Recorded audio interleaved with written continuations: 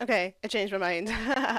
So I did actually like keep recording and do my season 4 episodes, and then I went and finished season 4, and I was like, there's actually a pretty significant factor that I forgot about how this season ended. And actually, it'd be better for me to have that context. I really shouldn't have started trying to talk about the season when I hadn't watched it all again, especially when I had so weird. Like season 4 is like obviously the most recent season I saw, and yet it was the one that I could remember the least about. There was like entire episodes this season. I was like, I have no recollection of this episode whatsoever. Very strange, but we're here. So, and I have to say, I think season 4 is probably the season I have the strongest opinion on, probably because it's the last season. Like you're aware that like this is the end of the show. Um, but I do have stronger opinions on the way that season 4 goes than any other season. So it makes sense probably to talk about it um as a whole once I've seen it all. So we're going back to the start. Uh so yeah, like I say, I have strong opinions on season 4. It's not that I dislike it. I think season 4 has some really great episodes. There are god tier episodes in here. But I think it probably is like the weakest season in my opinion. I think probably it's hard to explain. I think it's paced very strangely. The pacing is strange. It's the only season where Flynn is like consistently in it. Like usually he like appears in like the first like one or two episodes, then he buggers off. He'll reappear at like the halfway point, and then he'll bugger off again, and then he'll come back at the end. Whereas in this season, he's there for like the entire first half of the season. I'm pretty sure he's in episodes 1 through 6. I'm pretty certain he is. And then he leaves after episode 6, is missing from 7, 8, 9, 10, 11, and then reappears in the very last episode, which feels strange. Um, like Flynn really does add a whole other dimension to this show, and it's not that the show's not good when he's not there. That's not true because there are episodes in my top 10 here, my god tier, that don't have him in it. Like he's not in the point of salvation. I'm pretty sure he's not in the image of image. Um, to be fair, he's in all the others, but I do have like god tier episodes that Flynn's not in. But when Flynn is in it, it just adds a whole other aspect to the show. The show feels different when Flynn's there. So to have him in the entire first half of the season makes it feel really strong because it's like, yeah, we've got the whole team together, we've got Flynn and Eve and their relationship, like we're really getting a lot out of this. And then if after episode 6, the halfway point, Flynn leaves and isn't there for the next 5 episodes and only returns at the very last episode. And even then, like only really returns like halfway through the last episode, which is really strange considering he is the librarian. Like I know this show runs without him, but he is a big part of this show. It's not like he's still a main character, you know what I mean? Like it's not as if he's like not important. And so it just feels really strange that we crash from like a series of like important episodes with Flynn and we're doing the whole Nicole plot and everything, and then we suddenly crash into just a run of kind of episodes that don't really have anything to do with the plot. Like they'll mention, like, oh, the tethering ceremony's coming up, or like, don't forget what Darrington Dare said. But it's just a run of like, we're going to team building. Cassandra goes to a town that's really safe. Oh, we need to go to Feud and help some Civil War ghost brothers. Like, it makes the pacing really strange. For the first half of the season feels quite strong, and then the last half is still really good because the episodes are still fun, but it just kind of feels like you're aware that we're heading towards the end of the show, the finale, and we're not really doing anything that's building towards it. I think that's what I mean. There's no momentum towards the finale. Like, because we kind of dither towards the end of the season, and then once we get to the second last episode, then we hit the high octane, like, we're going into the finale. But up until then, it's just kind of like the standard, like, Librarians fun. And I don't know when they found out that the show wasn't going to get renewed, because I know they weren't anticipating, like, they weren't writing it as a 4 season story. Like, they would have continued making it if they'd been picked up, but they weren't. And I don't know if that's why this season has 2 extra episodes over the other seasons to, like, allow them to have a proper ending, because you know how many shows get cancelled and just don't get an ending. I still haven't recovered, when it comes to sci-fi, I still haven't recovered from the second season finale of Alphas, where like everyone like died, or like everyone went into a coma, and the only person left alive was Gary, who's just standing there on his own, having no idea what to do, and the show just ended. And that was just the end of it because it didn't get picked up. And it's like, okay, great, that's the worst ending of any show ever. I've never recovered. Like, there's a lot of shows that ended on cliffhangers. Ringer, infuriating, Bridget finds out that Siobhan's alive, and we just never come back to find out what happened next. There's a lot of shows like that, but Alphas is the one that sticks in my mind the most for the most frustrating ending of a cancelled show. So I am obviously glad that they got to finish the Librarians, and it does make me wonder if they were deliberately given 2 extra episodes on the count for season 4 to allow them to give the show an actual ending and not just because imagine if it ended at episode 10. That would have been crazy. I mean, it wouldn't have, because that wouldn't have been the finale. That never would have been the finale, but that would have been crazy. um yeah, I am planning, now that I've rewatched the whole show, I'm planning, because I have the DVDs, I'm watching it on DVD. I'm planning to go back to the very beginning and rewatch the series with the DVD commentary on. DVD commentary is such a lost art form in the streaming world. I love a DVD commentary. I used to, like, back when I was at school and I would like be off for the summer and I'd be in the house by myself, I literally just went through my like DVD collection just watching the DVD commentary on everything. I love it. It's so good. Um so I am planning to do that, and then I'll probably get to find out a bit more about the behind the scenes and stuff, and what happened on the run up to the cancellation. But yeah, the fact that it's the last season and it doesn't really feel like it's building momentum towards a finale, I think is what brings this season down. But it does have some very strong episodes. So I've had enough waffling about the overarching thoughts. Let's talk about the episode. I wrote more about season 4 also than any season. Like, my season 1 reviews are literally like a few lines, like just things like Prince Charming Cassandra can marry me any day. And then season 4 it's like I've written a whole essay about every episode, which probably says a lot about how I feel about season 4.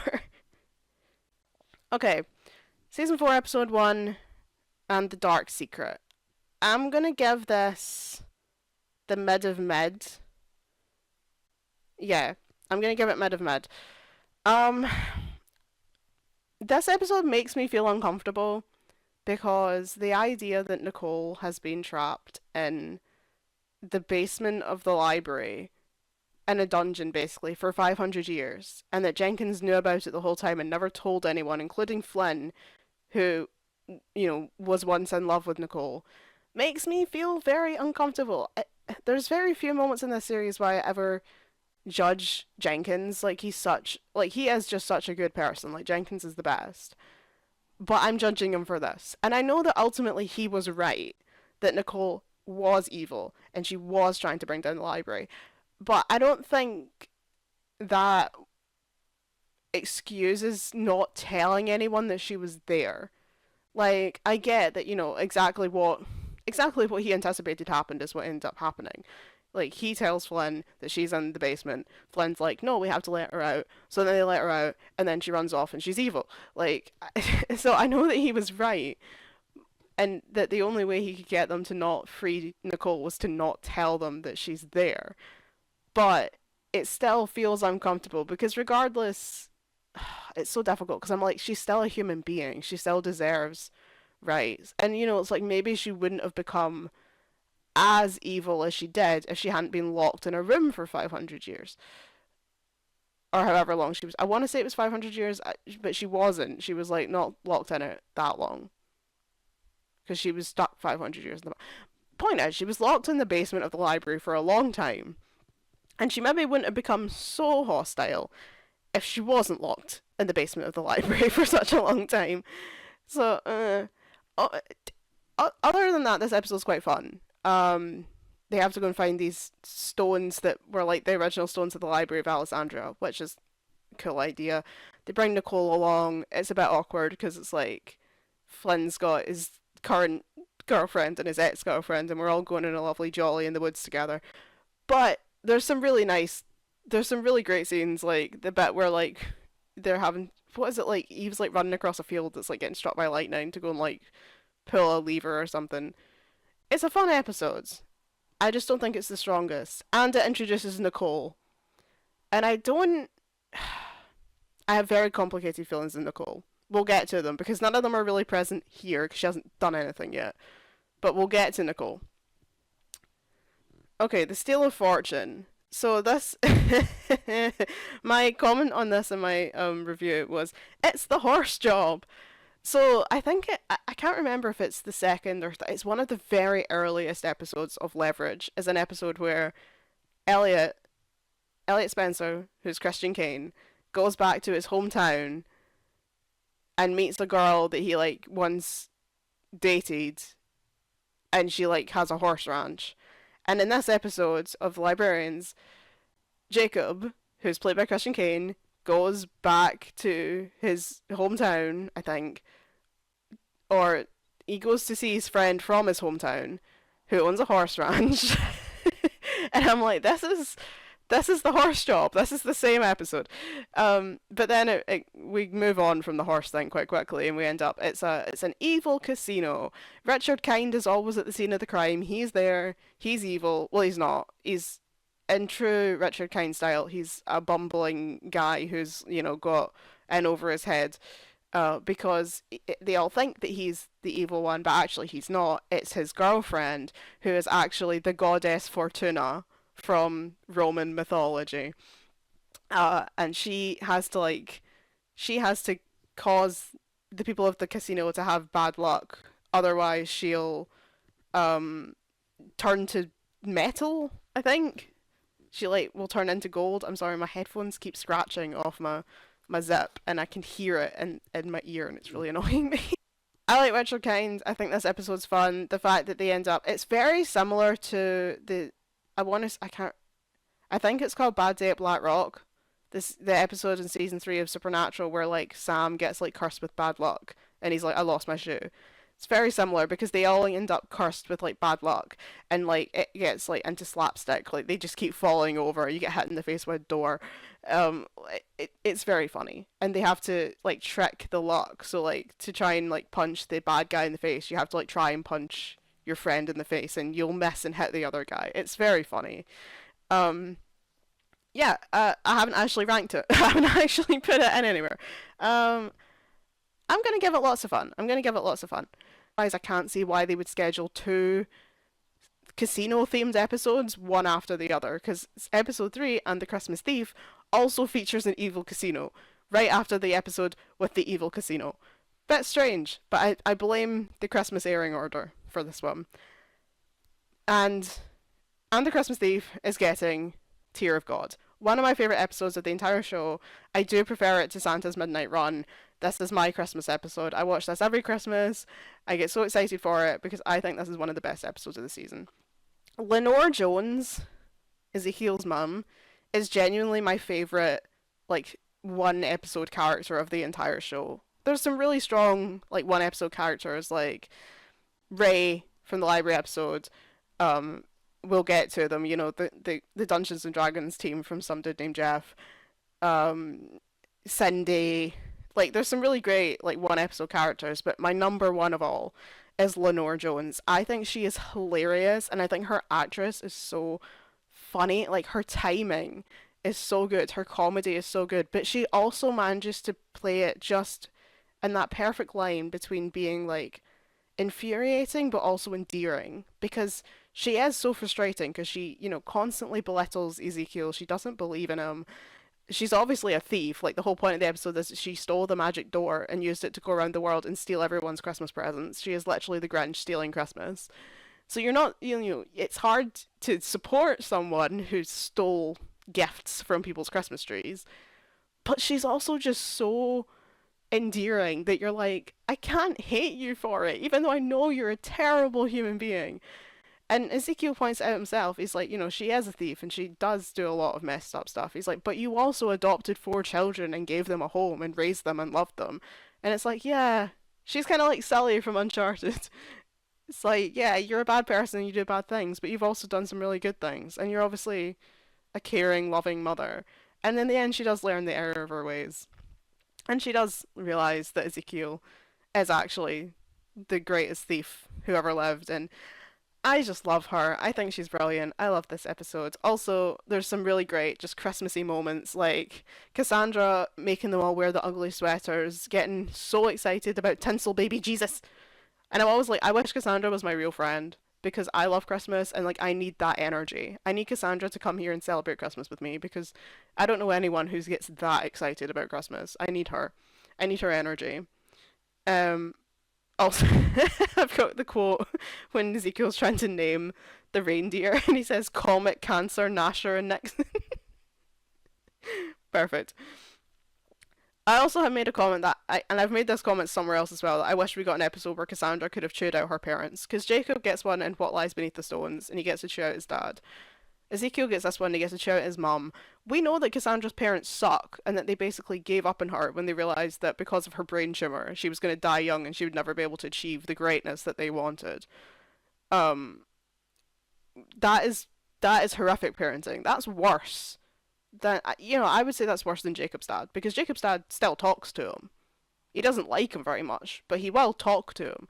Cassandra's parents are completely non-existent through the whole series. They are alive, but she doesn't spend any time with them. The end of the first season, like when they get their own clipping books, and Jacob and Ezekiel are like, "Yeah, I should probably go and see my family," and Cassandra's like, "I don't really have any family to go and visit. I'm gonna go and solve cases." It's like that's devastating that she doesn't even have a relationship with her parents where she could even go and say hi. And we never really get any episode that lets us dive into that.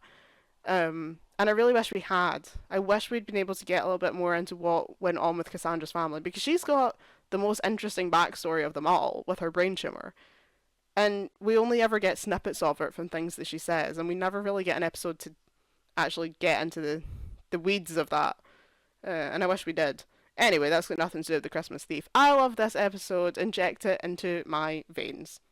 It's brilliant. Also, Fleave going on holiday with Santa Claus is just funny. Like, that's just a hilarious concept. And they're like phoning up. It's like, is everything okay? And well, the library is like on fire, and it's not, but you know what I mean. Like the sleigh is missing. Ezekiel's mom has stolen Christmas. The magic door is on fire. The magic door is quite literally on fire. Um, and they're just like, no, we're all fine. You enjoy your holiday with Santa. Don't come back. It's all good. I love this one. Okay, episode 4 in the silver screen.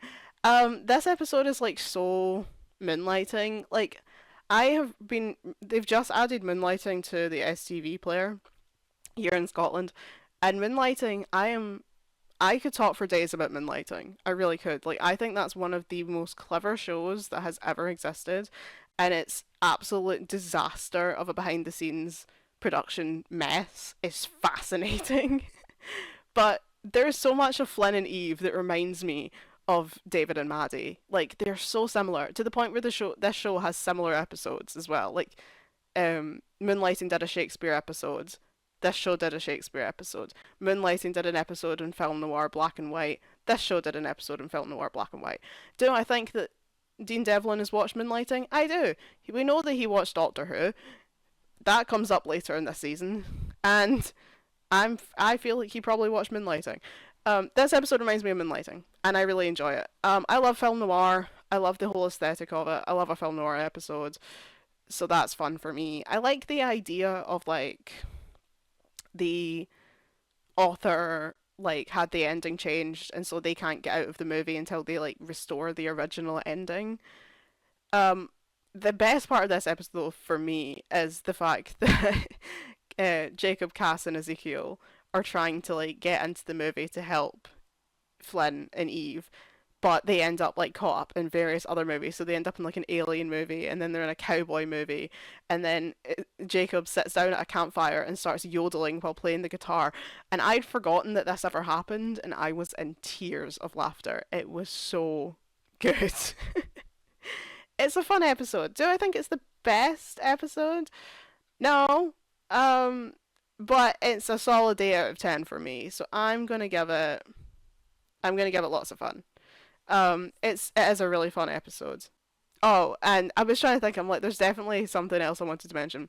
The fact that Flynn introduces Eve as Lady Gaga Van Damme is incredible. This is Lady Gaga Van Damme. Incredible. Oh, also, we got another reference to Flynn and his obsession with Fanta, which I just think is so funny. And Mr. Hackett is there. I can't remember the name of his actor, but you know Mr. Hackett from Phil of the Future? I always get excited whenever he's in anything, because he turns up in like every single show I've ever watched. He turns up in an episode of Charmed. He's always there. And I'm like, hell yeah, it's Mr. Hackett. I'm always happy to see him. Okay, episode 5 and the Bleeding Crown. So this episode title meant nothing to me. I couldn't remember what episode this was, and then I turned it on, and as soon as I saw him, I actually out loud, like in my house, sitting in front of my TV, went, "Oh my god, it's Darrington Dare." I knew that Darrington Dare was in this season. I just didn't remember what episode it was, and I was like, "Yes, I love Darrington Dare. This episode's so good," and it is. It's great. I do have to wonder what is wrong with the library and it's like temporally displaced librarians because like Darrington Dare ends up in the future and he's not meant to be there. Vikram ends up in the future and he's not meant to be there. Like what's going on with the library? Like what? Why can't you keep your librarians in the right time period? What's going on with that?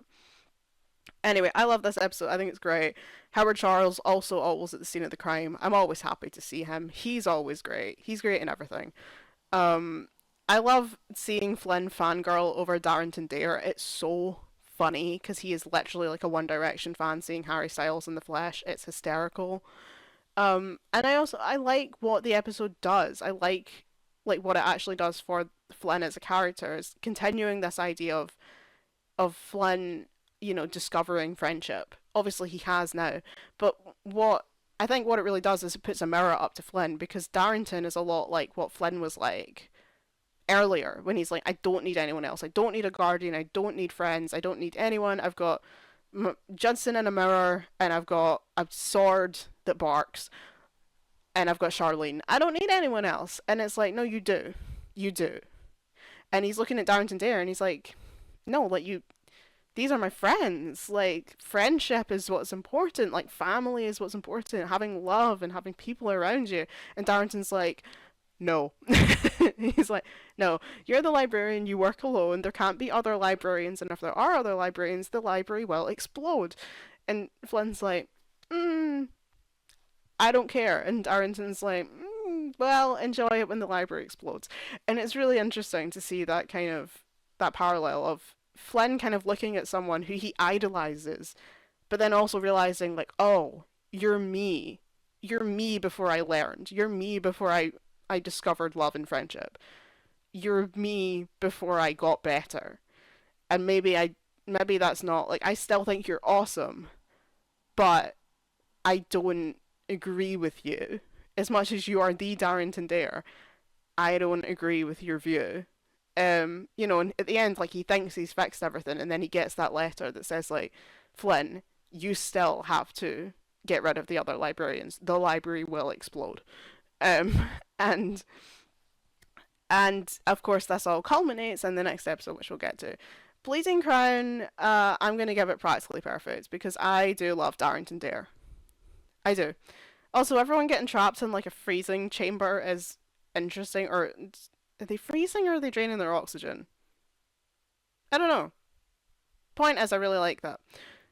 Okay, Graves of Time. Oofed. Um, Graves of Time is an interesting one. I have complex feelings in this one. You'll notice I always have complex feelings whenever Nicole is involved. If Nicole's in an episode, I'm gonna have some feelings about it. I like this episode. It was one of the season 4 episodes I remembered the most clearly, I have to say. The whole Rasputin thing really stuck with me. Maybe just because it's like, rah rah Rasputin, lover of the Russian queen. But it stuck with me. Or because I like have a real thing about I'm interested in the Romanovs. I find them interesting. I like, Nicole and Eve like teaming up. Eve sort of going against what Flynn has said and Jenkins said, and she's like, I want to help Nicole. The fact that Eve feels this like, I don't know what it is. Is it sympathy? Is it kinship? Is it? is it petty? She feels something for Nicole that makes her want to help her, even though Nicole makes it very clear that she doesn't want Eve's help. But she's like, she really wants to, and so they team up, which makes Flynn really uncomfortable because he's like, why is my girlfriend and my ex teaming up? This is not good. And of course they go and they meet this man who claims that he is a Romanov and that he needs to stop Rasputin because Rasputin killed his family. Of course, shock horror, he's Rasputin. Did we see it coming? He's Rasputin, and Nicole was trying to kill him, and he's trying to convince them, like, no, Nicole's evil. Like, she tried to kill. She worked with Rasputin. She was trying to kill my family, or something like that. I don't remember exactly what he says. So they're like, no, Nicole, how could you do that to this poor man? And then, oh no, it's Rasputin. And she's like, I told you, bitches. And they're like, oops. And Nicole's like, how many times do I have to tell you? I'm not lying. I'm telling you the truth. Why do you not listen to me? Which is, it's funny and it's going to come back on us later. Then Nicole like gets stabbed or whatever, and she's like dying. And they take her to the library, and everyone's crying. They're like, "We're so sorry. We should have listened to you, Nicole. And now you've just got freed from hundreds of years stuck in a dungeon, and now you're dying." So Jenkins feels horrible about this because he is the one who told them all not to trust Nicole. And now they're like, "We should have trusted Nicole." So Jenkins gives Nicole his immortality so that she won't die. Which, now that I'm thinking about it, doesn't make a huge amount of sense because wasn't she already immortal? Isn't that how she's lived all these years? Did she lose her immortality? Maybe she did. I don't remember. It's only just occurred to me now. There must be a reason for it. Because I'm like, if she's immortal, then how did she get stabbed and die? Well, it was a magic, like, immortal killing knife, I think was the point. Because she wanted to kill the immortal Rasputin with the magic immortal knife. And that's why she died. But then why would Jensen giving her his immortality stop her from dying if it's still an immortal kill? You know what? It doesn't matter. Um, yeah, so Jensen gives up his immortality. He's now a mortal human, and Nicole's like, wow, Jenkins, that was really good of you. Maybe I don't hate you after all. And it seems like everything is good in the world of Nicole Noon. She leaves, it's all lovely, and that is the last we hear from her for a while. Which I think, again, is sort of why I find this pacing really weird, because it kind of feels as if that feels like the end of Nicole's story. Which means she was only in the first episode and the sixth episode of this season, and it's like, oh, okay. It's like, why did we bring her back then? Why did we bring her all the way? Why did we bring this character back and have this whole story about her if all she did was, like, get some stones, disappear into, like, a magic void, come back out the void, try to kill Rasputin, get stabbed, and then get healed and then leave? And obviously that's not the end of her story, but it feels like it's the end of her story because then Nicole's not mentioned again, or at least she doesn't get mentioned significantly at any point until the very last few minutes of the penultimate episode, which just feels clunky to me because it doesn't. She is the main villain of this series. Spoiler alert of this season, but she doesn't feel like she is because her presence is not actually particularly significant. She doesn't. The Brotherhood of the Serpent Brotherhood feel. They're all through the first season. Prospero, like, you feel his presence in most episodes because he's usually behind whatever's going on, or something is leading towards him. Moriarty's obviously there. If Prospero isn't, Moriarty is. Apep, like, and the amount of, like, the evil that's coming back into the world, and his possessing various people, and Dosa, and, like, that feels. You feel the presence of all of those all of those entities throughout their seasons. Nicole is our primary villain in this season, and yet she doesn't feel particularly significant because she doesn't do a huge amount. And if she's not actually physically there, because she's not the Brotherhood, she's not an Egyptian god that can possess people, she's not Prospero, like, she doesn't have enough power. She doesn't have enough power to actually significantly affect the story. And I know that once we find out that she has been machinating in the background, and that she has been influencing the story. But in the actual episodes themselves, we don't feel that because there's nothing on the screen that signals that Nicole is doing stuff, and we don't see her at all. So, like, things just happen, and they just seem to happen apropos of nothing. And I think that's why I think this season is paced weird, because I don't think their villain is actually a big enough threat in the season itself, because you don't see her actually doing anything. She turns up, and we'll get to it, and the penultimate episode it basically says, "This is all the shit that I did this season." And it's like, yeah, but I didn't see you do any of it. And I know that maybe that's what they were going for, like, you didn't see it coming. And it's like, yeah, but because I didn't see it coming, it doesn't really mean anything. Because, anyway, that's how I feel. I feel like the fact that we didn't see her doesn't makes her feel like not a very good villain. But maybe people disagree. Maybe people think that actually no, it's actually quite interesting that like we didn't see what she was doing. It doesn't work for me, but it might work for others. Um, Graves of Time. I'm gonna give it lots of fun. Oh, lots of fun. Okay, moving on. Episode 7, Disenchanted Forest. This is the one where they go to the team building camp. This is funny. I find this episode funny. I'm giving it lots of fun. It is a nice one. I think this one works well. I know I've rambled on about the pacing of this season. I think this one works well because it follows an episode that's quite heavy and then the episode's quite fun. And I always think that's a good thing to do. I think it can be done wrong. Season 4 of Supernatural, I think, is a perfect example of it being done wrong because that season ping pongs from some of the darkest episodes of the show to some of the stupid episodes of the show back and forward through the whole season. And then the mood whiplash is not fun to watch, especially if you're binging it. But I think this works because Graves of Time is quite heavy. And then we've got, haha, we're all going to team building camp. And it's like, yeah, okay, this is a nice reprieve. Um, we don't really have camp in the UK. So this is not an experience I've ever really had. But when we're in primary school, we do a residential trip in primary 7, which is all about team building and stuff, which is a weird thing to do right before you're about to leave your school and go to a bigger school where you're going to have a whole bunch of people you've never met before and you're never going to see those kids that you spent 7 years of primary school with again. But that's what we do. And it did remind me a lot of that. I'm like, this is the kind of chaos that we got up to there. I love Cassandra pulling the Parent Trap prank and putting Ezekiel's. It's like even filmed like in the Parent Trap where it starts out like close up in his face and then it like the camera like zooms out and he's like floating in the middle of the sea, the middle of the lake on his blow up bed. I'm like, this is literally what happens in the Parent Trap. Watch out for ginger girls at camp. You can't trust them.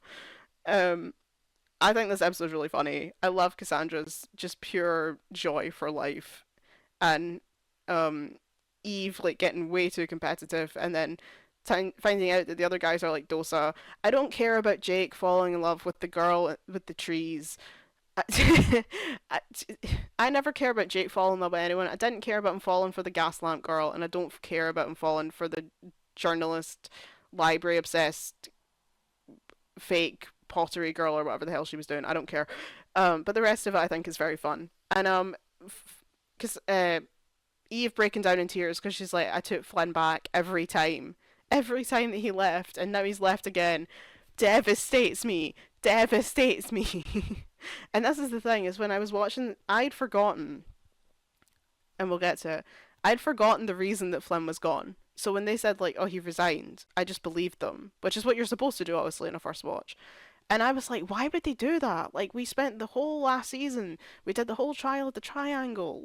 Flynn's never gonna leave. Flynn's never gonna leave. Like he's there. He's with the library. Like he's settled down. He's learned. Like why on earth? I get like that he's read the prophecy and whatever, but this is just, for him to just run away and not say goodbye, to not even tell Eve. I'm like, this isn't right. Why would you write him like that after all this? But of course, we find out why. And then I was like, oh, I'd forgotten about that. Thank God, because I was like, I do remember now, like the first time I watched it, I had the exact same thought process where I was like, why would you do that? Like, after everything Flynn's done, after everything that he's learned about friendship, you have him resign? Are you crazy? Do you not even know your main character? But, like, there was a reason for it.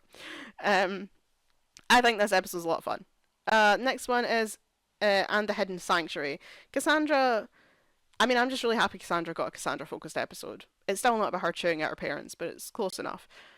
I really like the idea behind this episode that Cassandra had always thought she was going to die young because she had a brain tumor. And now that her tumor is gone and she's aware that she could actually live, a proper length life, she could live to old age, she's now scared. She never feared death because she knew it was going to come for her sooner rather than later. But now that she is aware that that's not the case, she's now afraid of dying. She's afraid of everything because it might take away this chance. She finally has a chance at a real long life, and she's afraid of having that taken away from her again. And I think that's a really interesting look at the psyche, because I imagine this is something that people have, where you've come to maybe accept, if you have got like a an illness like that, you've maybe come to accept the reality of your impending death, and then maybe you get cured, and then you're like, oh, now I'm afraid. I'm afraid of it coming back. I'm afraid of,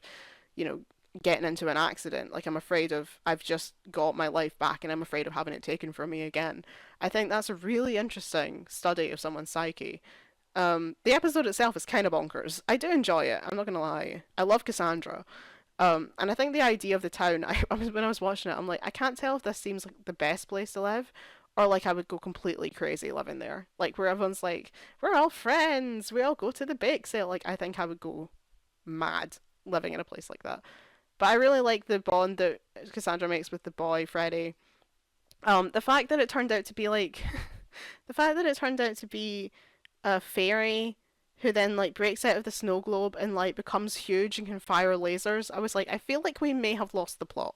I feel like we may have officially gone off the rails. Because we're being chased by a giant fairy with laser beams coming out of her eyes through the town. I think we may have lost it. But it's still a very fun episode.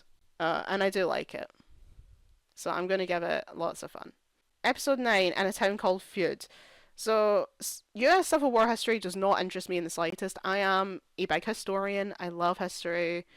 But US Civil War is not one of the periods of history that interest me at all. But I do love a gift shop, so I do feel Ezekiel, being really excited for the museum because I'm always up for a museum gift shop. I put in this. I need to see misguided goth phase Cassandra, completely forgetting that actually in 2 episodes time we do get to see misguided goth phase Cassandra. I was thrilled. I was thrilled. Um, I really enjoy Eve, Jake, and Ezekiel's just like banter in this episode. Jake and Ezekiel still, after 4 years of working together, cannot stop arguing. Eve, when she's like, "Girls, stop it! You're both pretty." I think the plot is quite interesting. It's a bit cheesy. It is quite cheesy. It's like these two brothers and they shot each other in the battlefield, so now the town is divided. But actually, the brothers didn't. They made up on the battlefield and they put the locket back together and they died holding the locket between them. It is a bit cheesy. And then when Ezekiel like hands the hat to the ghost boy, and I'm like, how on earth did you give a hat to a ghost? Like, how? How did you get? And he takes it and puts it in his head. I'm like, but you're not. You don't have. You're not corporeal. It's a bit silly. It's probably one of the silliest moments of the whole series, but it's so charming that you're just kind of like, whatever. Narm charm. I had to laugh because Ezekiel's like talking about how he had this like secret government software that he like stole from like NSA or something, and it's basically an AI photo restoration app, and I'm like, you can literally download that for free on the App Store now. Um, he's like, look, we can restore the photo on my phone with a secret software, and I'm like, oh, oh. But yeah, the episode's sweet. I'm gonna give it lots of fun as well. Okay, okay, the time has come. The time has come for season 4, episode 10, and some dude named Jeff. Best title of the entire series, has to be said. Some dude named Jeff is incredible, and it is fantastic. This is tier of God 100%. This is one of the best episodes of the entire show, and I was so excited. Like, I literally spent the whole of season 4 waiting for some dude named Jeff because I remembered how much I loved it, and it completely held up. Literally my first line in this review is, I fucking love this episode, because I do. So the whole idea is that a guy named Jeff, Jeff, what is his last name? It begins with a P, but I can't remember what it is. Jeff Pancakes, I don't know. Jeff manages to get hold of some grimoire, Asmodeus's grimoire, and casts a spell from it that makes him swap bodies with Jenkins. And the reason he's done this is because at some point, somehow, he found out about the library, and he's absolutely obsessed with the librarians, and particularly Jenkins. Jenkins is his hero, he loves Jenkins, and so he swaps bodies with him because he just wants to find out what life's like being Jenkins, because Jenkins is cool and he's not, basically, which is actually very sweet. Um, and so Jenkins wakes up in this house with this, like, woman screaming at him to go and like get her food from the store and fix her car or something, feed her cats, and he's like, he's like, "Madam, I have no idea who you are," and he's like dressed like a biker. It's hilarious, and then his three people pull up in a VW Beetle painted bright orange that says Gadget Gang on it because they need to go to work. And it turns out that these people are Jeff's friends, his D&D buddies, and over the course of the episode, Jenkins basically ends up telling them all. They figure out because they tell him that like his D&D character is Jenkins, and Jenkins, they finds out about. He figures it out. He sees this guy's shrine, figures out he's cast a spell from this grimoire. So he tells these people, like, I am actually not your friend Jeff. I am Jenkins. He swapped bodies with me. I know it sounds crazy and you won't believe me, but that's the reality of the situation. And they're like, yeah. And he's like, what, you believe me? And they're like, yeah, we figured it had to be something like that. Like, you're acting so out of character. Like, yeah, that makes perfect sense. And I'm like, this is me. Like, I've watched so many of these type of shows that if someone come up to me and is like, I've swapped bodies and you need to help me, I'd be like, yeah, sure, okay. Yeah, I'm on board. Yeah, why not? Sounds good. So Jenkins ends up like training them to be like mini librarians, and it's so funny. He takes them to a playground, a children's playground, and does a training montage of them like on like the monkey bars and like there's a bit where they're on one of those spinning things, and the guy's just like spinning furiously in the background. It's so good. So then he takes them all to the library, and they all like embrace like skills that they have. Like the girl, Aurora, she like manages to get through this like kind of sequence of steps because she plays Dance Dance Revolution. Um, and one guy manages to like figure out the puzzle because it's a 20-sided die like you get in D&D. I can't remember what the third thing is. Oh, he tells them about a story that he told his children, and it's about resilience and perseverance. It's really good. It's really sweet, and Jenkins makes friends with these people. And then he meets Jeff, and he's obviously furious that Jeff has stolen his body. And he's like, "You can't just take someone's body. My life is not yours to steal." And Jeff basically tells him, like, "I just wanted to know what it was like to be you because you're so cool, and I'm such a loser, and I'm mortal, and it's boring." And Jenkins sits with him and says, like, "There are a lot of great things about being mortal. Like, it's not, and my life isn't that amazing. Like, you have so much to appreciate in this world. You should just enjoy and embrace being you." And it's so nice and so lovely. And it's so great to hear Jenkins kind of seeing the world through this lens when he was like so struggling with like being mortal. And he's realizing now that like there is good things about being mortal. And he's made these new mortal friends as well. And the episode ends with Jenkins continuing to play D&D with his little group. And it's just lovely and beautiful.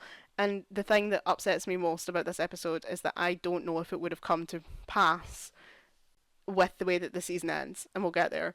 But if Jenkins doesn't lose his immortality, I don't know if this episode could work. Like, I don't know. He wouldn't be able to give Jeff the speech about all the great things about being mortal because he wouldn't have them. And I don't know, maybe the spell wouldn't even work if Jenkins isn't mortal. Maybe like it would bounce off him or something if he's still immortal. I don't know. And I'm like, the idea that this episode might not have happened and Jenkins didn't get to keep his D&D group breaks my heart. Breaks my heart. Like, why would you give us such a brilliant episode and then basically write it out of canon at the end of the season? Evil. Evil twisted. Also, yeah, my other comments were, you don't call for the Prince of Hell! And Jenkins fighting with a lightsaber is one of the greatest things I've ever seen. True. True, true, true. Okay. Trial of the One.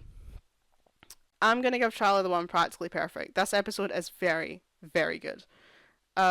So the way this episode plays out, It's almost time for the tethering ceremony, and the library will collapse if someone doesn't tether to it by the equinox.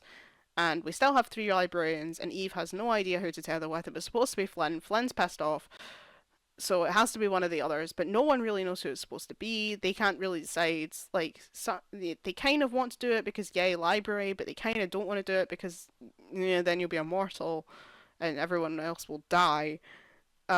So Cassandra reads this scroll, even though Jenkins told her not to, and it says that it will select, if you cast a spell, it will select a librarian. So they decide, yeah, let's do that because then at least, we're not doing it by chance, and we're more likely to have the right person if the library picks for us. But it's not a selection; it's a trial to the death, where they're all put into these nightmare scenarios where they forget each other and are tormented by their past. Misguided goth face Cassandra, tormented by her school bullies. Ezekiel faces his fear of being caught and incarcerated for his crimes. Jacob seems to be, his is like about magic turning on him and like magic being used against him, evil magic. And Baird's is that she can't protect her friends, that she lets down her librarians and they all die. Um, it's really brittle and it's horrible seeing them turning on each other and Eve like breaking down because she can't save them. And then they're like, they can't escape because if they try and leave the trial, Jenkins will die because he's got the something of something, the bell of whoever the fuck, attached to him, and it'll kill him.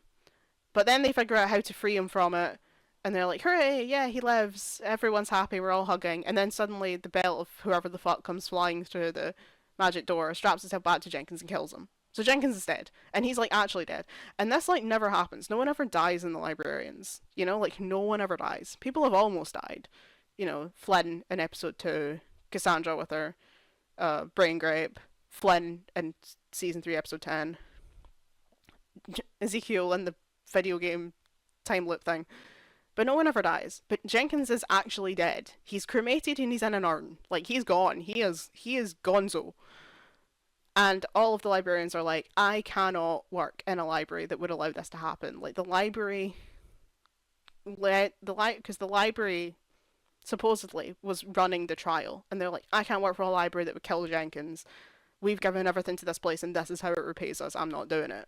And they all resign. And also give Lindy Booth an Emmy because her performance when she's standing there with that urn is devastating. Like she is properly like inconsolable crying to the point where it's actually hard to understand what she's saying because she's like crying so hard.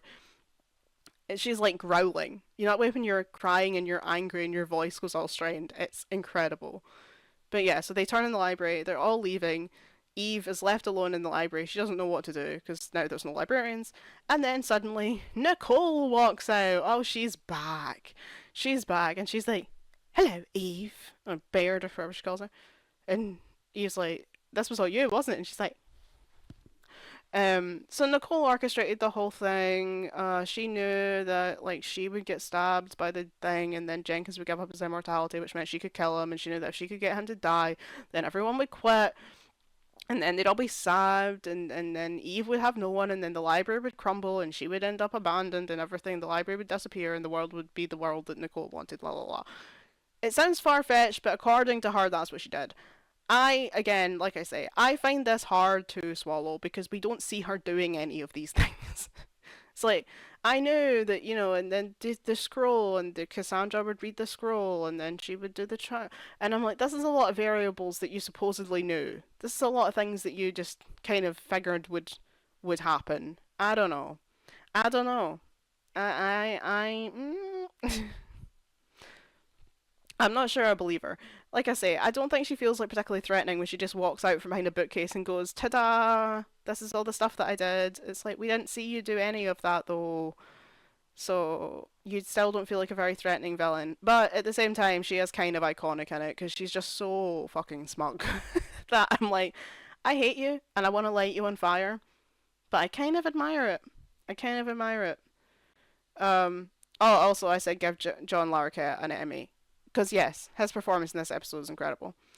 Yeah, and Nicole, I put she's a genius, and I would light her on fire. Love her. She is so like her actress is very enjoyable to watch because she is so fucking smug. in the way that she talks. She does the evil thing so well, but also I want to kill her because she is such a piece of shit. Such a piece of shit. Like, to take Jensen's immortality and then kill him, what the fuck is wrong with you? you, you huge dickheads, Nicole Noon. But yeah, Practically Perfect, really good episode, really strong. And then we have the finale. I'm gonna give it mid of mid. I I have some very complicated thoughts on this episode. Very complicated thoughts on this episode. So, Eve is left in a world without the library because all the librarians quit and no one tethered to it, so it disappeared. And for some reason, the world without the library turns into a black and white, basically. It isn't completely black and white, but it's pretty much black and white world run by a totalitarian government that Nicole runs or something. She's like the boss. And it's got, I put this in my thing, I put, is it even a dystopian world if you don't have the totalitarian font? You know what I mean? There's a specific font that's always used in like 1984 type stories. I don't know what it is, I don't know what it's called, but it's there. It's the totalitarian font. And Eve's running around in the black and white world trying to find the librarians, and like they all work for the company, and she's trying to convince them like, no, you have to remember the library, and she's trying to remember the library, but her memories of the library are disappearing, so she can't. The library will only exist. According to Nicole, the library only exists because people believe in it, and if people stop believing that it's there, it disappears. It's like some kind of the Santa Claus thing. Seeing isn't believing, believing is seeing. Um, so if Eve is the only person left that remembers the library and then she forgets it, then it'll disappear. Which also doesn't make any sense because Nicole remembers the library. Eve isn't the only person that can remember the library because Nicole remembers the library.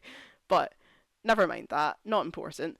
Um, so she's going around trying to make them remember the library, but she can't really remember the library. And then she ends up locked up. She forgets it completely. She gets locked in a mental asylum where she meets Flynn, who is also in the mental asylum. This is the only point in this episode where I actually kind of start paying attention because, well, actually, no. Haha, I forgot about that.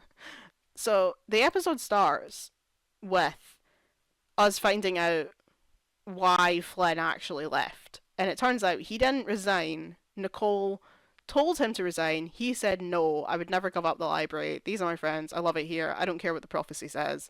I'm staying. And she goes, I was afraid you'd say that, and knocks him out and takes him. So she's kidnapped him, and that's why he disappeared. She wrote the resignation letter. He never actually resigned. It was all her. So Eve now knows that Flynn didn't actually abandon her, so she's not mad at him anymore. Yay. And she is walking through this weird black and white totalitarian place when she sees Flynn in a TV in a shop window. And I was like, yeah, I've seen this episode of Doctor Who. He's made a video and he's talking to her from the video, and she's like replying. He's like, I can't answer your questions because I'm a recording.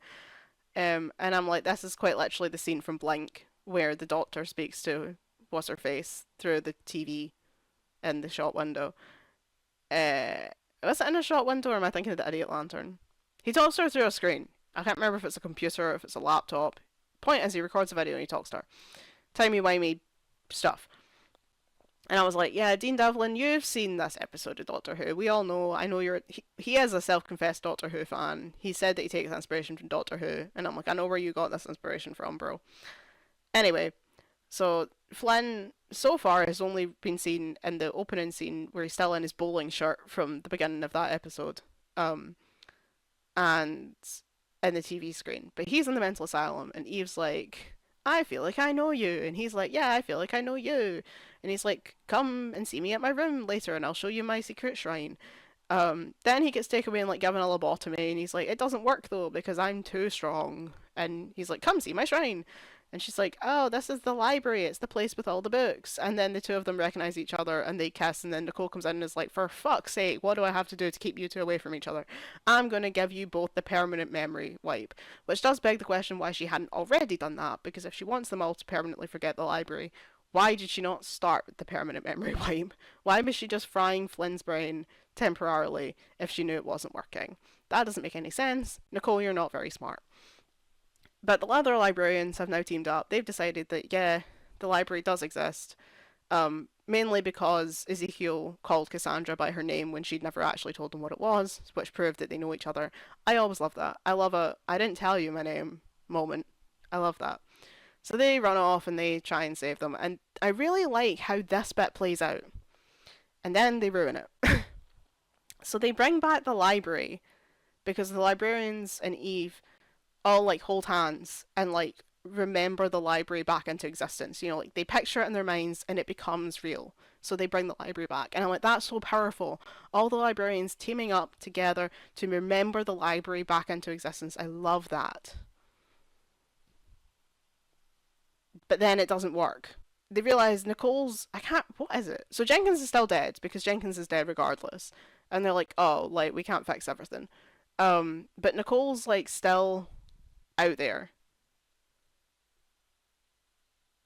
Yes, Nicole's still out there, and Flynn's like, the only way that I can fix everything is if I stop Nicole from starting all this revenge against the library to begin with. I have to do what I should have done the first time, and I need to go back and find her.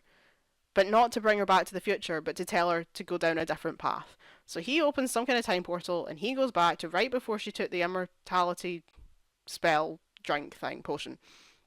And it's like, I'm sorry I didn't come for you, and I'm not actually coming for you now, but don't be evil, here's a book. And she basically takes the book and goes, oh, okay. And he's like, I'm sorry, I should have, like, done this the first time round. I need to go back to the future. Don't be evil. Do stuff for the library and not against it. And she's like, I used to think that I was your guardian, but now I see I'm the library's guardian. And I'm like, you got that from that? That was, he said like 3 words to you. He literally turned up, said, sorry, I didn't come back for you. I'm still not coming back for you. Here's a book. And she was like, okay. And then just didn't turn evil. I'm like, are you kidding? This is a woman who's had so much rage that she stole an old man's immortality, let him die, and then was gonna like wipe all your brains, and you think she just turned good because you handed her a book and said don't be evil? Are you kidding me?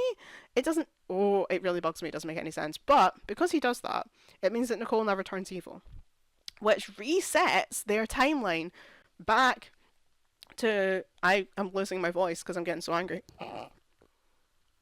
Resets their timeline back to before Nicole started doing all her stuff against the library. So back before they freed her. So it resets the whole timeline back to the last time that they did stuff before Nicole did her evil, which is the morning that they were rehearsing the tethering ceremony at the very start of the season. That was the first scene of the first episode of this season, was them doing the tethering ceremony rehearsal, and it resets the timeline back to that morning, meaning that the entire of season 4 didn't happen. It wipes the entire season out of existence.